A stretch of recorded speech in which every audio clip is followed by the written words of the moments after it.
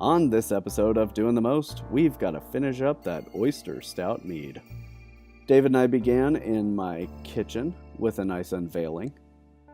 This is beautifully dark, inky, and ready to go in bottles. So we have here a sanitized carboy. Unfortunately, my bottling bucket was fermenting something at this time, so I didn't have a bottling bucket to use. We are rehydrating a couple of grams of ale yeast to go in here to make sure that we have a nice viable yeast colony to bottle condition this mead. That's just yeast in warm water.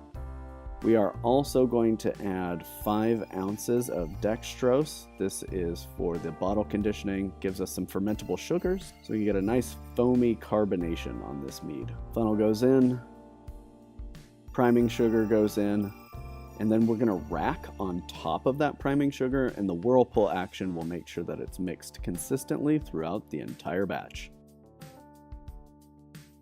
I wanted to make sure that any last remaining bits inside the carboy were filtered out, so I used my sanitized cheesecloth method as a filter on the end of my racking cane. And the yeast goes in. Once racking was complete, we laid out our sanitized bottles, and David and I got to work bottling and capping. This made just over 50 bottles of Oyster Stout mead. I usually find that brew days are so much more convenient when you've got a friend, and so if you can, make that happen.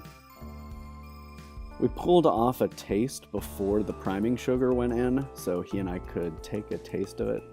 Unfortunately, this had no carbonation yet, so it was flat, and that made it kind of syrupy, but he and I could both tell where this was going, and it was pretty clear that having a nice effervescence in there and a good head on it was going to make this quite an incredible mead concoction, and we were looking forward to 3 weeks later when this would actually have some carbonation in it and be ready for showtime.